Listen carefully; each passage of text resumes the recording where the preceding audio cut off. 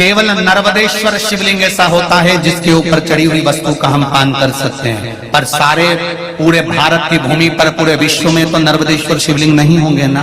फिर हम बेलपत्री कैसे खाएं? तो आपको एक बात कही थी कि शंकर भगवान पर चढ़ी हुई बेलपत्र जब आप लेकर आए तो शंकर भगवान से ये कहकर लेकर आए कि ये औषधि के रूप में दे दो। औषधि कहीं से भी ली जा सकती है, औषधि कहीं से भी प्राप्त कर।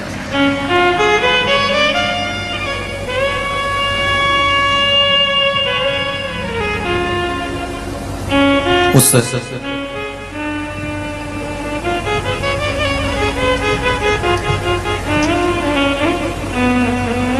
औषधि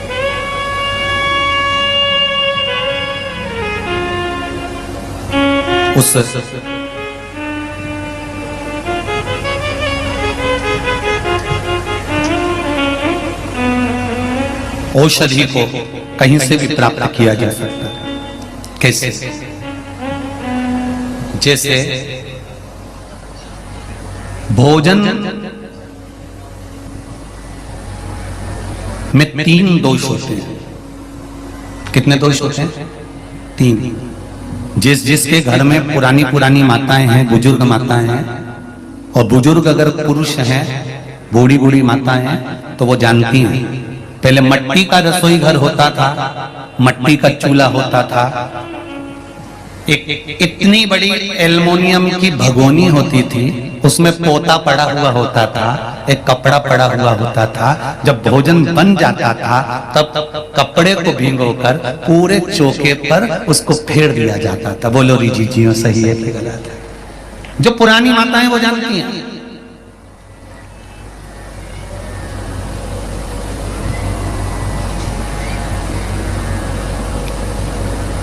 क्यों? ये आने वाली पाश्चात्य सभ्यता, आज के जमाने में तो रसोई घर है, रात को ऐसे कैसे बंद कर दिया, झूठे बर्तन ले जाके पटक दिए, बाथ बेसिन के अंदर ले जाकर पटक दिए मंजूटा में, और बस दरवाजा बंद किचन का। और किचन का दरवाजा बंद होने के बाद सवेरे से उठ के आई बकासी भरती रही, मुंडा भी नहीं धोया और लाइटर से गैस चालू करा, चाय माय उकाल के वो लेके जाए। अब कई लोग कहते हैं गुरुजी कि घर में कमाई अच्छी है, पैसा अच्छा है, सब परिवार अच्छा है, सब भाई कमा रहे हैं, सबकी माताएं जानती हैं, सबकी पत्नियां जानती हैं कि हमारा पति कमा रहा है, सबके बच्चे अच्छे हैं, परिवार अच्छा है, धन अच्छा है, गाड़ी बंगला खूब है, फ्लैट अच्छा है, मकान अच्छा है, रिश्तेदार अच्छे हैं, सब कुछ है घर में, पर शांति क्यों नहीं है? उसका एक कारण है, पहले होता था रसोई घर, अब हो गया किचन। किचन का मतलब किच घर। रसोई घर और किचन में अंतर है। रसोई घर में रोज भोजन के बाद में पोछा लगता था, या भोजन बनने से पहले सुबह माताएं एक कपड़ा गीला कर पोता लगाती थी, उसके बाद में चूल्हा जलाती थी। आज के जमाने में तो बिना नहाए, बिना मुख धोए, भले तुम बिना नहाए तुम अपनी जगह पर हो गए, हो सकता है तुम्हारी नींद ना खुलती हो, लेट खुलती हो, पर जब भी रसोई घर में चाय की हंडी चढ़ाओ, चाहे तुम चाय बनाओ, सबसे पहले अगर गैस चालू कर रहे हो, अग्नि को प्रकट कर रहे हो, रसोई घर में भोजन बना रहे हो, तो पहले उस रसोई घर में भोजन से 3 दोष उत्पन्न होते हैं। उस 3 दोष को मिटाने के लिए पहले एक कपड़ा गीला कर भले पत्थर क्यों ना है उसको पोंछ देना चाहिए, तो 3 दोष समाप्त हो जाते हैं, घर में से क्लेश अशांति समाप्त हो जाता है। भोजन में 3 दोष होते हैं। पहला जाति दोष, दूसरा निमित्त दोष, तीसरा आश्रय दोष। कौन कौन से 3 दोष हैं? पहला जाति दोष, दूसरा निमित्त दोष, और तीसरा आश्रय दोष।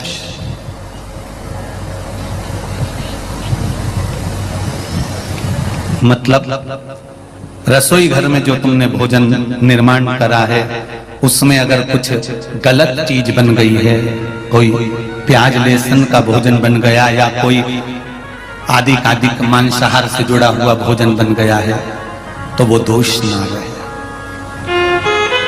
दूसरा, भोजन जो बनकर तैयार हुआ है, उस भोजन पर घर में 4-5 माताएं रहती है तो कोई ना कोई रजस्वला होती ही रहती है।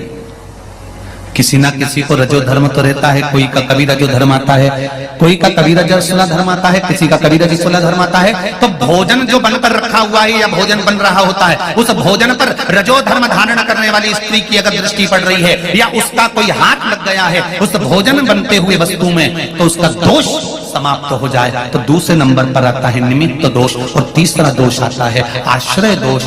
अपन कहां से चलकर आए और रसोई घर में प्रवेश कर कर अपन ने भोजन बनाया, अपने पांव की पादुका या अपना चरण में जो रज कहीं बाहर की गलत आकर प्रवेश कर गई है, तो वो दोष ना रहे। इसलिए भोजनशाला में भोजन बनाते समय और भोजन बनाने के बाद अगर तुम सवेरे सवेरे पोछा नहीं लगा सकते तो रात्रि में जब तुम्हारा भोजन पूर्ण हो जाए या सवेरे का भोजन जब तुम्हारा पूर्ण हो जाए उसके बाद में एक कपड़ा लेकर उस भोजन के प्लेटफॉर्म को, उस रसोई घर को एक कपड़े से तुम्हें नोकर उस रसोई घर में जहां अन्नपूर्णा निवास करती है, उस रसोई घर में अगर पूरे परिवार को एक जैसा लेकर चलना है, अशांति नहीं चाहते हो, भाइयों में क्रोध नहीं चाहते हो, पूरा परिवार प्रेम से रहना चाहता है, तो धन से ज्यादा उस पोछे पर ध्यान देना पड़ेगा कि भोजन होने के बाद एक कपड़ा फेरा जाए। और यदि आपने रात को पोछा नहीं लगाया है तो सुबह रसोई घर चालू करने से पहले पोछा फेरो। 3 दोष से निजात होना चाहिए, 3 दोष मिटना चाहिए। वो दोष समाप्त होगा और समाप्त होगा तब भोजन का जो निर्माण होगा उसमें एक सुख प्राप्त होगा, एक सुख।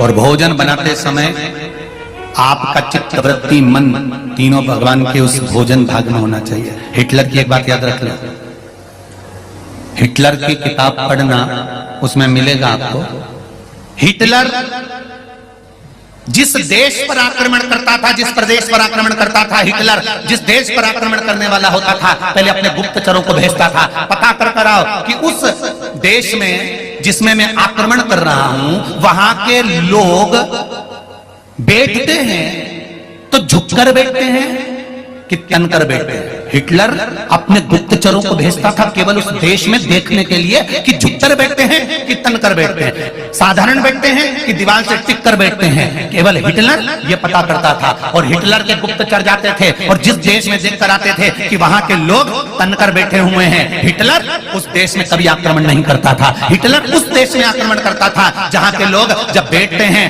तो कंधे को झुका देते हैं, नब जाते हैं या दीवार से टिक जाते हैं। हिटलर समझ जाता था जब इनकी रीढ़ की हड्डी मजबूत नहीं है तो देश भी मजबूत नहीं है, और हिटलर आक्रमण कर देता है।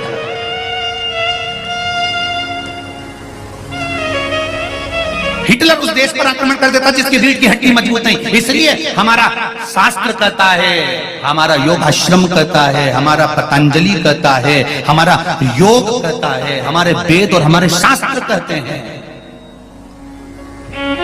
कि शिव की आराधना करते समय, शंकर का भजन करते समय, शिव आराधना में लगते समय, शंकर को जल चढ़ाते समय, शिव का पंचाक्षर मंत्र, षडाक्षर मंत्र या श्री शिवाय नमस्तुभ्यं बोलते समय आपकी चित्त वृत्ति और आपकी रीढ़ की हड्डी एकदम सटीक होना चाहिए। और शंकर से गुणानुवाद करते समय, भगवान का भजन करते समय आपका हृदय उस परमात्मा में रमा होना चाहिए, चित्त रमा।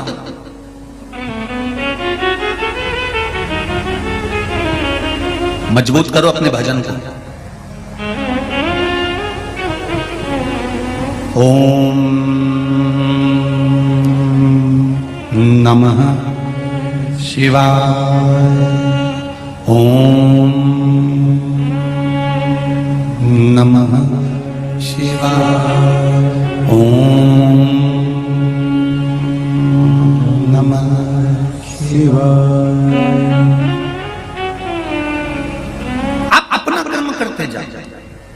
आप भगवान का भजन करते जाओ, आप स्मरण करते जाओ,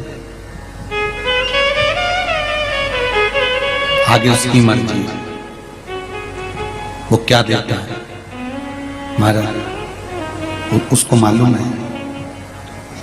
जितना जिसके भाग्य में होता जितना जिसके भाग्य में होता उतना ही फल पाता है।